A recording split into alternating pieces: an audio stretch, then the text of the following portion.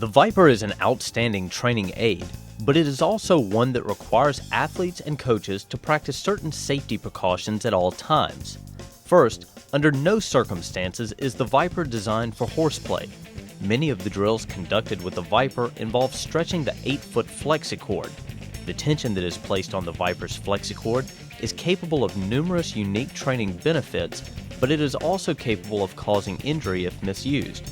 Coaches and athletes using the Viper must understand that they are engaged in serious training and not casual play. Second, the Viper's flexicord is 8 feet long and is designed to be stretched to a maximum distance of 20 feet. Overstretching the flexicord could cause the flexicord to rupture or could cause components of the belt or handle attachment to break due to excess force. To avoid unintentional overstretching, cones marking the maximum stretch limit should be used at all times. It should be noted that some Viper drills cover more than 20 feet, but in such circumstances, the anchor athlete is moving with the athlete being trained so that separation is never more than 20 feet.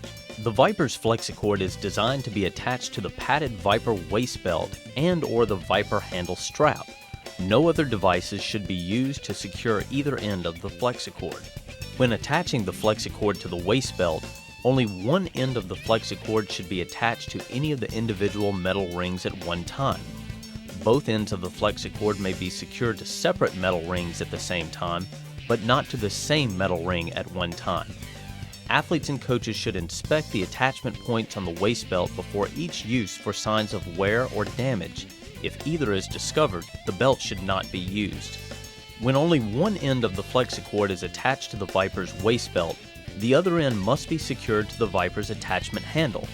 This handle may be wrapped around a sturdy stationary object like a goalpost, worn around the waist of a second athlete, or held in the hand of a second athlete.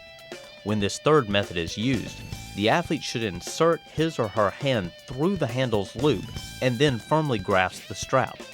Athletes wearing the Viper's waist belt must be conscious of how they connect the front buckle. The male end of the buckle should be inserted straight into the female end so that both teeth on the male end click into place. If the athlete does not connect the buckle properly, only one of the teeth will click into place and may cause the buckle to come unfastened during use. In this drill, the flexicord component will be used to assist the athlete through a lateral slide and through the transition into a linear sprint.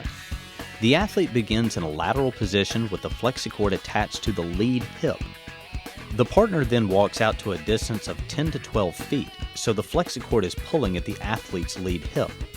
The athlete will initiate this drill by beginning the lateral slide motion. The partner will then begin to move so the distance between the two is maintained while the athlete is moving. At the halfway mark of this distance, the athlete turns and sprints through the final cone. As with all lateral drills, it is important that the athlete perform equal repetitions to the left and right. To play lockdown defense, an athlete must be able to quickly move both to the left and right and be able to smoothly transition between the two. Performing lateral W slides with the resistance and assistance of a flexicord is the perfect training mechanism for developing this skill. Lateral W slides are performed by setting up a series of cones in a W configuration with 2 to 3 yards of separation between each cone. The athlete begins at the first cone with a flexicord on his hip and the training partner spaced about 10 to 12 feet away so the flexicord is slightly stretched. The athlete performs the drill by sliding laterally around each cone in the W configuration. The partner moves with the athlete so the flexicord remains consistently stretched to the athlete's side during the entire repetition. The box drill is one of those exercises that is so fun athletes forget just how hard they are working. This drill is set up using cones to create a square that is 3 to 5 yards wide. The athlete is placed in the middle with the flexicord connected to his left or right hip.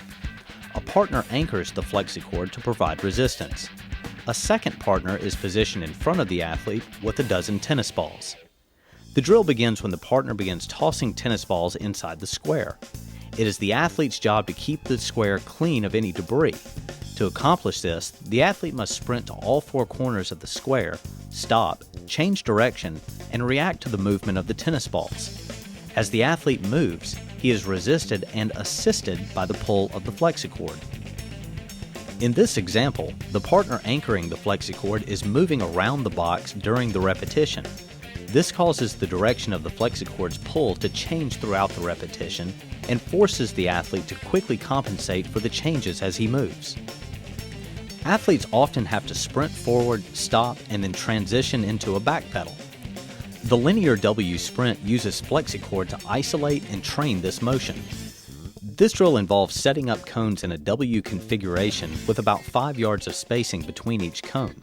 The athlete attaches the flexicord to either the front or back of the belt, and a partner anchors the other end of the flexicord 10 to 12 feet away from the athlete. The athlete initiates the drill by sprinting to the first cone in the series. The athlete then plants at the cone and backpedals to the cone behind it. As the athlete switches between sprinting and backpedaling, the flexicord is alternately applying resistance and assistance. Note that the placement of the flexicord on either the front or back of the belt will determine whether resistance or assistance is applied to each phase of this exercise. The triangle drill is unmatched at training the change of direction speed needed by athletes competing in close quarters. Set this drill up by placing 3 cones 2 to 3 yards apart in a triangle configuration. The athlete begins facing the top point of the triangle with the flexicord attached to his back and his partner spaced 10 to 12 feet behind. The flexicord should be taut but not fully stretched. The athlete initiates the drill by sprinting around the bottom left-hand corner of the triangle, then inside the bottom right-hand corner, back around the bottom left-hand corner, and then back down the home stretch past the original starting point. The athlete should aim to maintain as tight a path to the triangle as possible while dropping his hips in the corners and accelerating in the straightaways. Figure eights is another drill designed to enhance an athlete's ability to quickly accelerate and change direction in small areas. This drill begins by using cones to create 2 circles, each approximately 2 yards in width. The athlete begins at the top of the first circle with the flexicord connected to his hip and his partner positioned 10 to 12 feet away. The athlete initiates the drill by sprinting into the first circle and then through the entire figure 8 configuration. The partner should move with the athlete throughout the entire drill and should pull the athlete out of the final turn by jogging away from him. As with other drills that involve pathways, the athlete should focus on staying low to the ground and generating rapid, powerful turnover in the upper body. This change of direction drill incorporates an element of reaction. The athlete begins with the flexicord connected to the front of his belt and his training partner positioned directly in front of him. Note that there is slack in the flexicord at the beginning of the drill.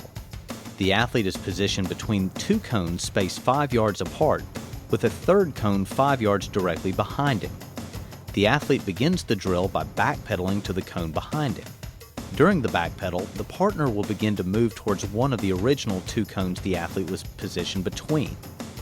Once the athlete reaches the rear cone in his backpedal, he must read the direction of his partner's movement and break out of his backpedal into a full-speed sprint through the cone the partner moves towards.